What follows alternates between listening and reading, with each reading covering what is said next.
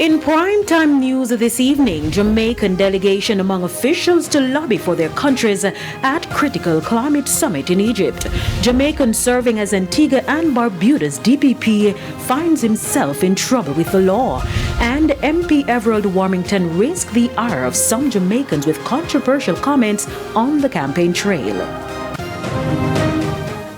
Good evening and welcome to Primetime News. We're live on air and online at onespotmedia.com. I'm Herman Green. And I'm Janella Precious. She's back. Here's Andrea Chisholm with a preview of what's to come in the business day. Well, Janella, it's good to be back with news of a major investment in the pipeline. In 18 months, electrical and lighting company Fosrich will have a new supercenter on Malines Road. I'll give you details in the business day.